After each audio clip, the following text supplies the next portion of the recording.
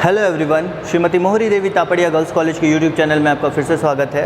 हम bacteria of medical importance वैसे bacterias के बारे में पढ़ रहे थे जो कि पैथोजेनिक है, जो कि डिजीज़ कॉज कर सकते हैं या फिर डिजीज़ कॉज करते हैं। उन बैक्टीरियाज़ के बारे में पढ़ रहे थे और हमने कुछ बैक्टीरियाज़ की स्टडी पहले कर ली थी, लाइक माइक्रोकोकस, स्टेफाइलोकोकस, स्ट्रेप्टोकोकस और फिर क्लोस्ट्रीडियम टिटनी की पिछले वीडियो में हमने जानकारी प्राप्त की थी, पढ़ा था उसके बारे में।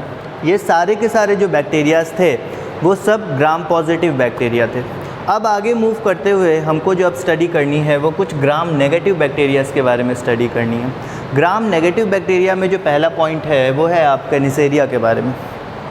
Gram negative bacteria, gram negative और ग्राम पॉजिटिव में डिफरेंस आई होप आपको पहले से पता होगा, क्योंकि ये बहुत बेसिक डिफरेंस है और बहुत पहले से पढ़ाया जाता है कि जो सेल वॉल का कॉम्पोजिशन है या सेलुलर एनवेलप का कॉम्पोजिशन है वो कैसे ग्राम पॉजिटिव और ग्राम नेगेटिव में डिफरेंट होती है। ग्राम पॉजिटिव में हम देखते हैं कि एक थिक पेप्टाइडोग्लाइकेन की लेयर पाई जाती है और ग्राम नेगेटिव में हम देखते हैं कि एक थिन पेप्टाइडोग्लाइकेन की लेयर या एक पतली पेप्टाइडोग्लाइकेन की लेयर पाई जाती है और एक एक्स्ट्रा लिपोपॉलीसैकेराइड की लेयर पाई जाती है। तो ग्राम पॉजिटिव ग्राम नेगेटिव को डिफरेंशिएट करने के लिए ग्राम स्टेनिंग की टेक्निक है। ग्राम स्टेनिंग की जो टेक्निक है उसमें हम आइडेंटिफाई करते हैं कि कौन सा बैक्टीरिया ग्राम पॉजिटिव है। अगर वो ग्राम पॉजिटिव बैक्टीरिया होगा तो वो क्रिस्टल वॉयलेट स्टेन से स्टेन हो जाएगा या कलर हो जाएगा, और अगर वो बैक्टीरिया ग्राम नेगेटिव है तो वो सैफरनिन स्टेन से या सैफरनिन डाई से स्टेन हो जाएगा, कलर हो जाएगा। अगर ग्राम पॉजिटिव होगा तो वायलेट कलर शो करेगा, अगर या पर्पल कलर शो करेगा, और अगर ग्राम पॉजिटिव होगा, ग्राम नेगेटिव होगा तो पिंक कलर शो करेगा। ठीक है, तो ये तो था basic overview gram positive gram negative का। अब निसेरिया के बारे में देखें तो ये ग्राम नेगेटिव टाइप का बैक्टीरिया। अब यहाँ से हम ग्राम नेगेटिव बैक्टीरियाज़ के बारे में पढ़ना थोड़ा स्टार्ट करेंगे।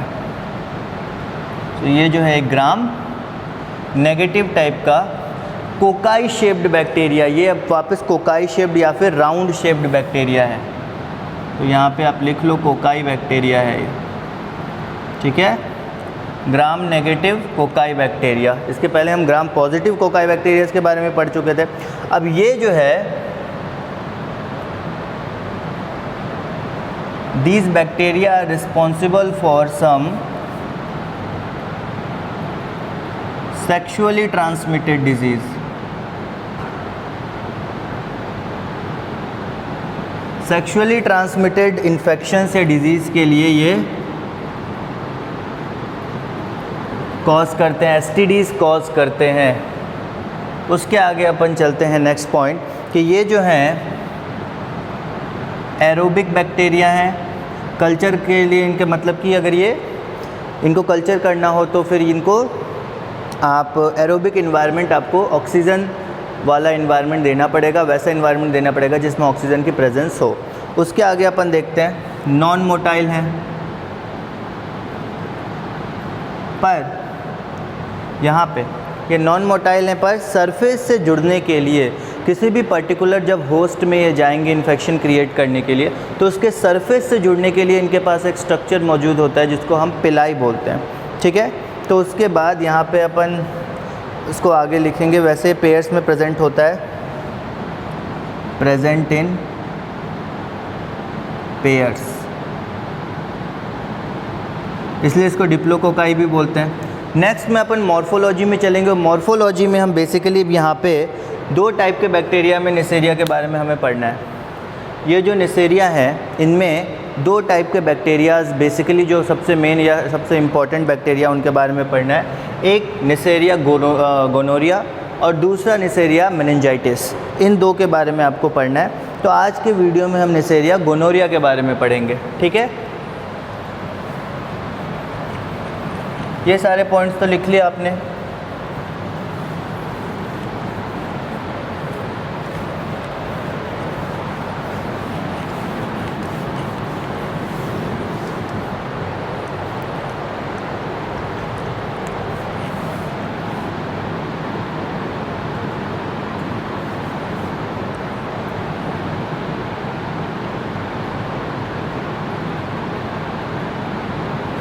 Neisseria gonorrhoeae.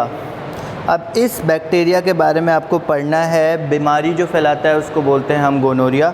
उसके आगे अपन देखते हैं, ये भी कोकाई, ये सारी चीज़ें मैं नहीं लिख रहा हूँ, कोकाई बैक्टीरिया है, राउंड शेप्ड है, पेयर में पाए जाएंगे तो डिप्लोकोकाई बोला जाएगा, पेयर में पाए जाते हैं। तो उसके बाद ये भी नॉन मोटाइल होते हैं। नॉन मोटाइल होने के साथ साथ इनको किसी सरफेस पे अगर अटैच होना होगा, किसी पर्टिकुलर जो होस्ट है, होस्ट के सरफेस पे अगर अटैच होना होगा तो वहाँ पे अटैचमेंट के लिए एक इनके पास स्ट्रक्चर पाया जाएगा जिसको पिलाई बोलते हैं, ठीक है, या पाइल बोलते हैं।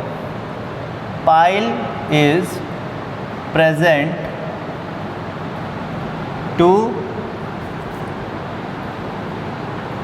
adhere to the surface, surface से चिपकने के लिए या सरफेस पे लैंड होने के लिए इसके पास एक स्ट्रक्चर मौजूद रहता है, एक पर्टिकुलर स्ट्रक्चर जिसको अपन पाइल बोलते हैं, जिसके मदद से ये किसी सरफेस पे या बेसिकली होस्ट का जो अंदर सरफेस है उस पे या अधेर हो सकता है, चिपक सकता है या जा सकता है। उसके आगे अपन देखते हैं कि इसके पास कुछ सरफेस प्रोटीन्स पाए जाते हैं जिसको अपन ओपा बोलते हैं। सरफेस प्रोटीन पाया जाता है जिसको अपन ओपा बोलते हैं, ठीक है।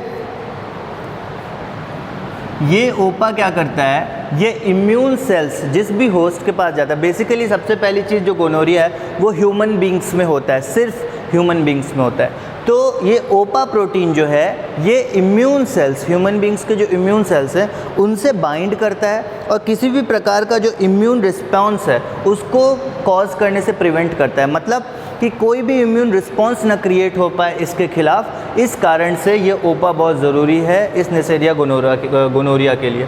तो have surface protein known as Opa which prevents, या फिर सबसे पहले आप लिखो कि which attaches to the immune cell या binds to the immune cell, which binds to the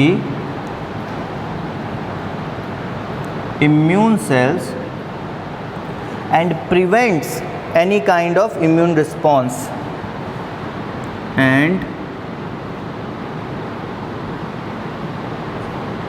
prevent any kind of immune response.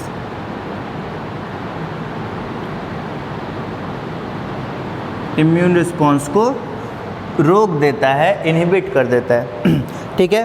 उसके बाद ये जो बैक्टीरिया है इसमें कैप्सूल भी पाया जाता है। जब हमने सेल एनवेलप पढ़ा था तो उसमें कैप्सूल का भी कॉन्सेप्ट पढ़ा था।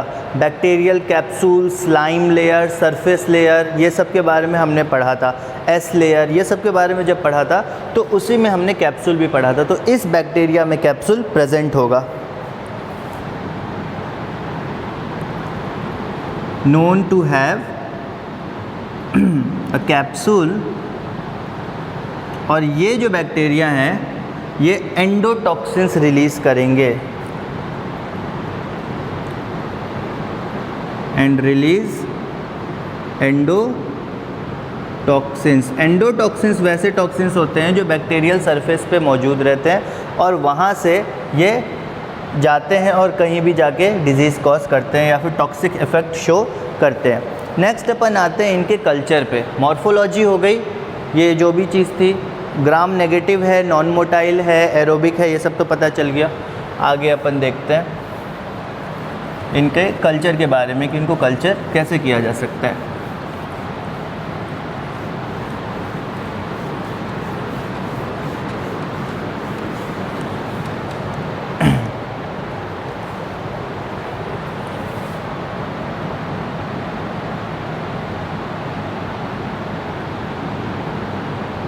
ये एरोबिक बैक्टीरिया होते हैं, पर एनएरोबिक कंडीशन में भी इन्हें कल्चर किया जा सकता है।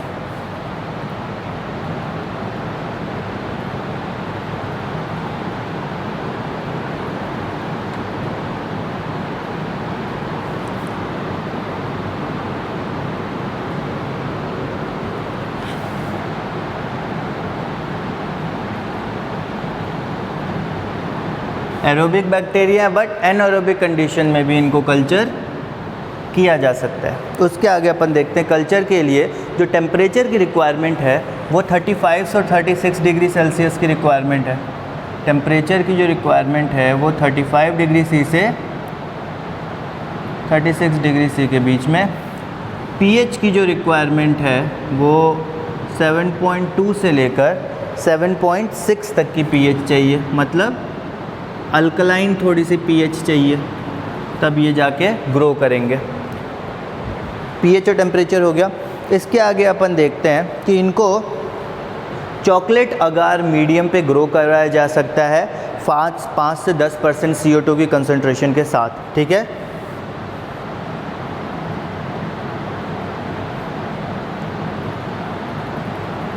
Can be grown on chocolate agar medium. Chocolate agar medium पे ग्रो कराया जा सकता है जिसमें 5 से 10% CO2 की कंसंट्रेशन हो विथ 5 to 10% CO2, ठीक है, with 5 to 10% CO2। They form small round and translucent colonies, okay.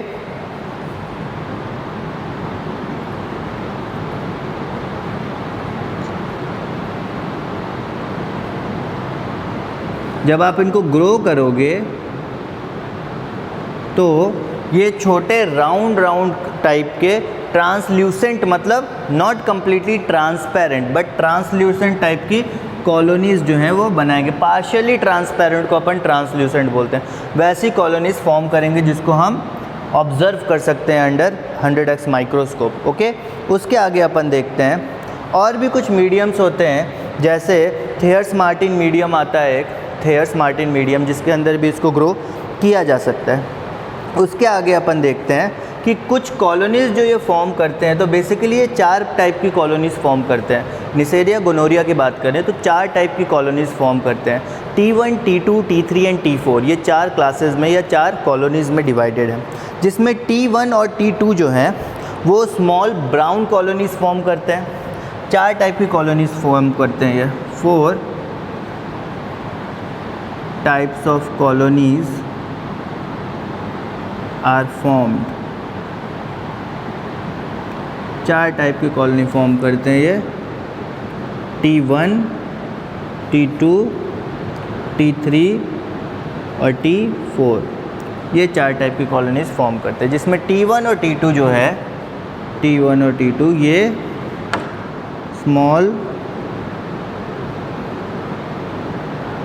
Brown colonies form करेगी, छोटे और ब्राउन टाइप की कॉलोनीज़ फॉर्म करेगी। और T2, T3 और T4 जो है वो थोड़े से बड़े और नॉन पिगमेंटेड कॉलोनी फॉर्म करेगी। T3, T4 की बात करें तो big and non pigmented colonies, बड़े और नॉन पिगमेंटेड कॉलोनीज़ फॉर्म करेंगे। और T3, T4 की अगर बात करें तो यहाँ पे कोई भी पाइल जो है वो नहीं पाया जाएगा। जैसे पाइल अपन ने देखा था सरफेस से अधेयर होने के लिए, अटैच होने के लिए प्रेजेंट था, वो T3, T4 टाइप की जो कॉलोनीज़ है वहाँ पे प्रेजेंट नहीं होगा, ठीक है। मॉर्फोलॉजी के बारे में हमने देख लिया। इसके बारे में एक और पॉइंट आप लिख लो ऐसे ही कि ये कैटालेज पॉजिटिव होते हैं, मतलब कैटालेज एंजाइम पाया जाएगा, मतलब H2O2 अगर होगा हाइड्रोजन पेरोक्साइड तो उसको ये ब्रेक डाउन कर पाएंगे वाटर एंड ऑक्सीजन में। H2O2 को ये वाटर और ऑक्सीजन में कन्वर्ट कर पाएंगे। उसके बाद अपन देखते हैं कि ये जो है ग्लूकोज को भी फर्मेंट कर सकते हैं। कुछ अगर इनकी रिएक्शंस की बात करें तो ये ग्लूकोज का फर्मेंटेशन कर सकते हैं और कैटालेज पॉजिटिव होते हैं, ठीक है। नेक्स्ट अपन आगे बढ़ते हैं नेक्स्ट पॉइंट पे। ये सारे आप पॉइंट्स लिख लेना, ये तो लिख ही लेना, इसके साथ साथ ये लिख लो कि कैटालेज पॉजिटिव होते हैं और ग्लूकोज की फर्मेंटेशन कर सकते हैं ये, ठीक है। इसको मैं मिटा रहा हूँ।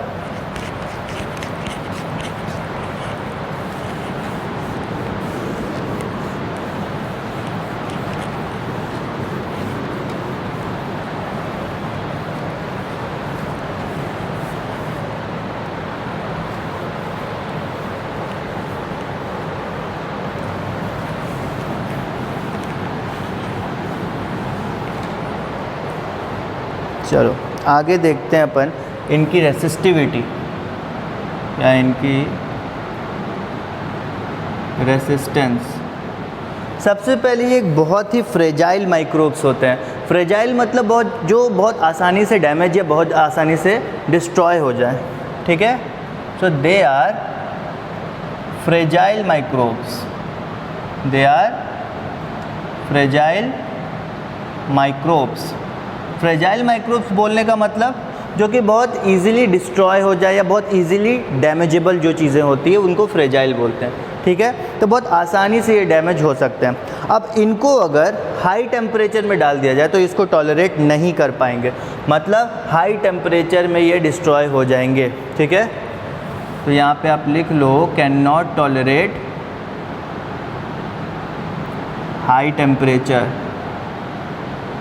हाई टेम्परेचर टॉलरेट नहीं कर पाएंगे ये निसेरिया गोनोरिया बैक्टीरियाज जो हैं। उसके आगे अपन देखते हैं, बहुत ज़्यादा हीट में अगर इनको डाल दिया जाए, बहुत ज़्यादा हाई टेम्परेचर में अगर डाल दिया जाए तो इनकी जो टॉक्सिसिटी है, इनके अंदर जो टॉक्सिन्स की एबिलिटी है, या टॉक्सिन्स का जो काम है वो बंद हो जाएगा। ये टॉक्सिसिटी मतलब टॉक्सिन प्रोड्यूस नहीं कर पाएंगे, ठीक है।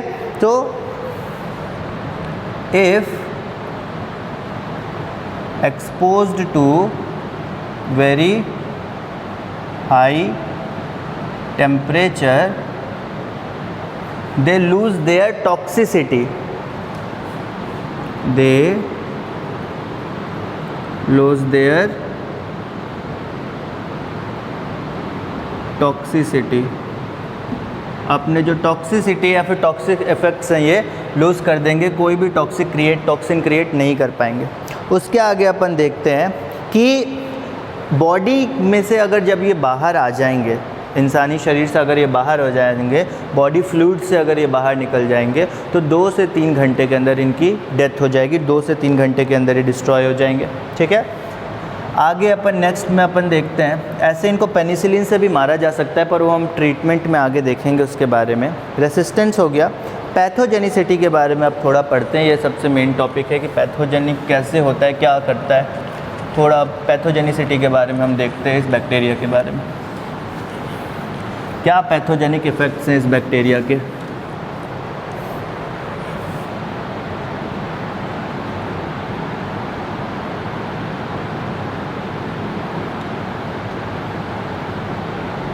पैथोजेनिसिटी की अगर अपन बात करें तो चूँकि एक एसटीडी है, सेक्सुअल ट्रांसमिटेड डिजीज़ है, तो ये फैलता है सेक्सुअल कांटेक्ट के द्वारा, ठीक है। तो cause by A sexual contact.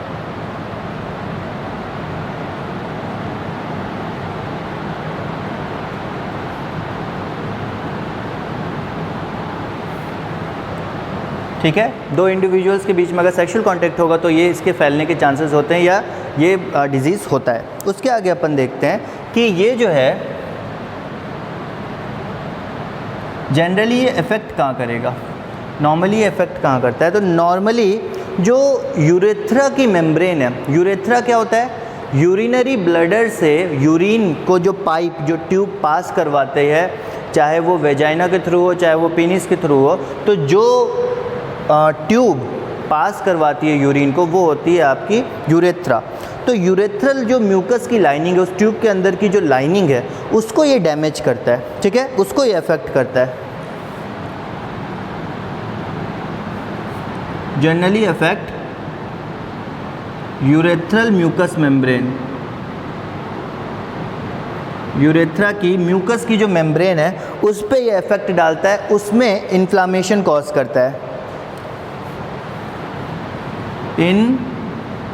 अब mucous membrane, urethral mucous membrane में ये क्या करता है, जनरली अफेक्ट करता है। उसके आगे अपन देखते हैं मेल्स के अंदर ये करता है, और फीमेल्स की अगर बात करें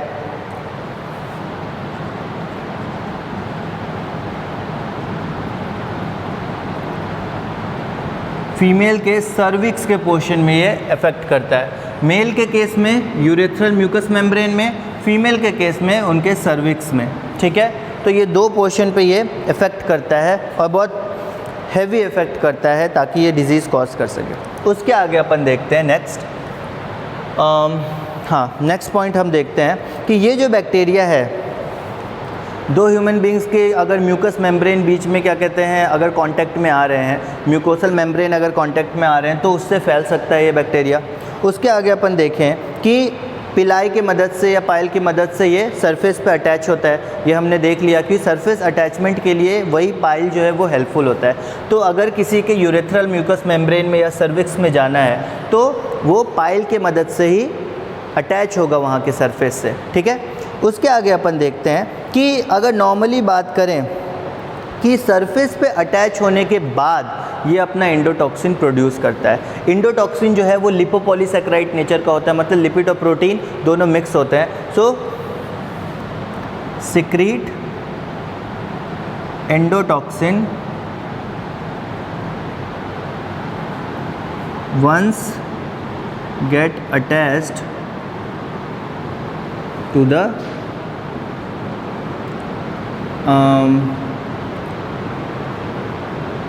म्यूकोसल सरफेस। अब ये म्यूकोसल मेम्ब्रेन की जो सरफेस है उससे जब अटैच हो जाता है तो एंडोटॉक्सिन प्रोड्यूस करता है, जो कि लिपोपॉलीसैकेराइड नेचर का होता है, जो कि लिपोपॉलीसैकेराइड नेचर का इसका एंडोटॉक्सिन होता है।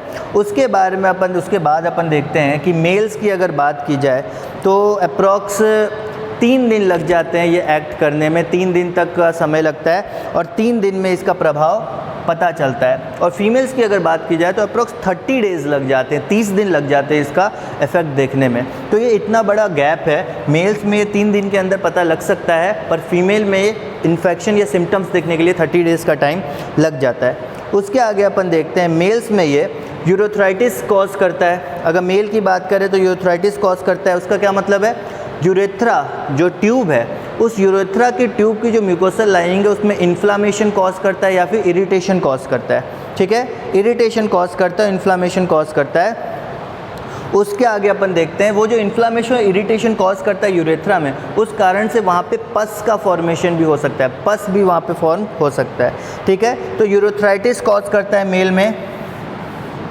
कॉज यूरेथ्रो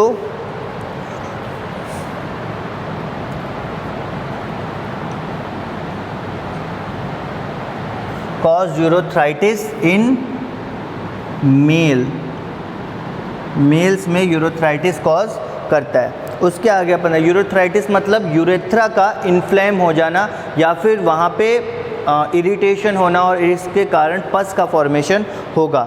उसके आगे अपन देखते हैं कि ये जो इन्फेक्शन है ये प्रोस्टेट ग्लैंड में भी फैल सकती है, ये जो इन्फेक्शन है प्रोस्टेट ग्लैंड में फैल सकती है। उसके अलावा ये टेस्टिस में भी फैल सकती है। तो अगर मेल्स की बात करें यूरेथ्राइटिस की तो यूरेथ्राइटिस तो बेसिकली होता यूरेथ्रा में, पर वहाँ से प्रोस्टेट ग्लैंड में भी जा सकता है। प्रोस्टेट ग्लैंड क्या करता है, प्रोस्टेट ग्लैंड बेसिकली जो स्पर्म है उसको ल्यूब्रिकेशन का काम करता है थोड़ा, तो प्रोस्टेट ग्लैंड में फैल सकता है और टेस्टिस में भी फैल सकता है। उसके आगे अपन देखते हैं कि फ़ीमेल की अगर इन्फेक्टेड पोर्शन की बात करें कि कौन कौन सा एरिया इन्फेक्टेड होता है, तो फीमेल्स में ये सर्विक्स, यूरेथ्रा, रेक्टम, यूटेरस, ये सारे पार्ट्स को इफ़ेक्ट करता है। फीमेल्स की अगर अपन बात करें तो इफ़ेक्टेड पोर्शंस या पार्ट्स इन फीमेल्स की बात करें तो सर्विक्स, यूरेथ्रा, यूटेरस, उसके बाद रेक्टम, यूटेरस, ये सारे पार्ट्स को फीमेल्स में ये अटैक करता है या फिर इन्फेक्ट करता है, ठीक है। आगे अपन देखते हैं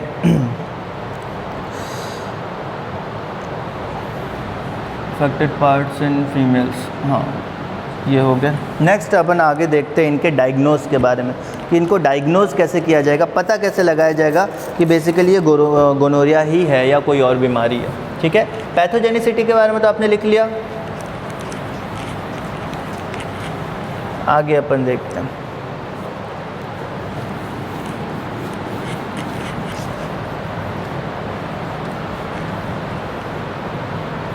अब एक चीज़ और, ये जो फीमेल पार्ट्स में हमने देखा कि इन पार्ट्स को ये इन्फेक्ट करता है, तो ये इन्फेक्टेड पार्ट्स जो है, तो इसमें कई बार ऐसा भी हो सकता है कि जो यूरिन होगा उसमें ब्लड आ सकता है, जो यूरिन होगा उसमें ब्लड आ सकता है। सो अगर आप क्या कहते हैं, अगर यूरिन में ब्लड आ रहा है तो ये भी एक कारण हो सकता है। ठीक है, आगे अपन देखते हैं इसके डायग्नोसिस के बारे में।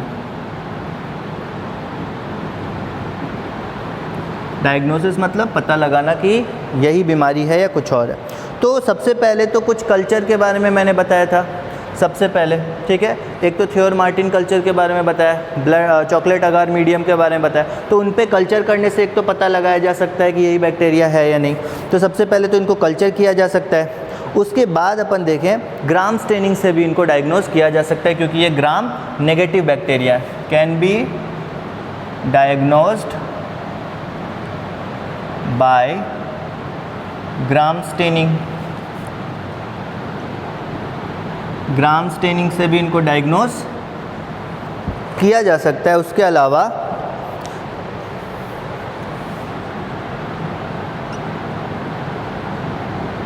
Can be observed by culturing, इसको कल्चर किया जा सकता है, culturing the secretion from male urinary tract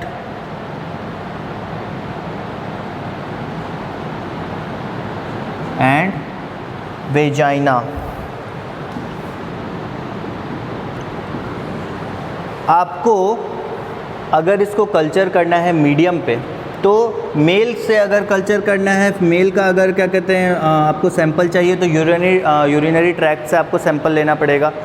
उसके बाद अगर फीमेल से चाहिए तो वेजाइना में से सैंपल लेना पड़ेगा। उसके बाद इसको कल्चर करें, और अगर ये ग्रो करता है फिर आप ऑब्जर्व कर सकते हैं कि ये जो है निसेरिया गोनोरिया है या कोई और बैक्टीरिया है। ठीक है, उसके आगे अपन देखते हैं कुछ सिम्टम्स। अगर सिम्टम्स की बात करें, हम सिम्टम्स की बात करें तो ये तो मैंने बता दिया, लगभग 3 दिन लगता है या 2 से 5 दिन का टाइम लगता है मेल्स में, और 30 दिन तक का टाइम लग सकता है फीमेल्स में सिम्टम्स शो करने में। उसके बाद पेनफुल या ब्लडी यूरिनेशन कॉज किया जा सकता है, मतलब जब आप यूरिनेशन करेंगे हाँ तो उसमें पेन हो सकता है, या फिर जब यूरिन का डिस्चार्ज करेंगे तो उसमें ब्लड आ सकता है। ठीक, उसके बाद अपन देखते हैं कि अलग अलग बीमारी भी कॉज करता है, लाइक कंजक्टिवाइटिस कर सकता है, उसके बाद फेरिंजाइटिस कर सकता है, फिर प्रोस्टेसिस कर सकता है। अलग अलग टाइप की बीमारियां भी कॉज यहाँ पे होती हैं। तो सिम्टम्स में सबसे पहला सिम्टम्स तो आप ये लिख लो कि मेल और फीमेल में जो सिम्टम्स शो करते हैं उसमें एक बहुत बड़ा अंतर है। मेल में 2 से 5 दिन में सिम्टम्स शो होते हैं और फीमेल्स में अप्रॉक्स 30 डेज़ 1 मंथ लग जाते हैं। और अगर मेल और फीमेल में कुछ और बात करें तो जब यूरिन का डिस्चार्ज करेंगे तो वो जो यूरिन का डिस्चार्ज है वो काफ़ी पेनफुल हो सकता है और उसमें ब्लड भी आ सकता है। और लास्ट एंड फाइनल चीज़ अपन देखते हैं ट्रीटमेंट। तो इसकी जो ट्रीटमेंट है वो कैसे करेंगे हम। ट्रीटमेंट की अगर अपन बात करें तो ट्रीटमेंट इस बीमारी की गोनोरिया की, तो एंटीबायोटिक्स प्रेजेंट हैं, उनसे इनको ट्रीट किया जा सकता है। Can be treated with antibiotics. उसके आगे अपन देखें कौन कौन से प्रेजेंट है। पेनिसिलिन एक तो इफ़ेक्टिव है, अभी पेनिसिलिन यूज़ किया जाता है इसके केस में। और उसके बाद अगर पेनिसिलिन, कभी कभार ऐसा होता है कि जो बैक्टीरिया है वो पेनिसिलिन के प्रति रेसिस्टेंस हो जाता है, रेसिस्टिविटी उसके अंदर डेवलप हो जाती है।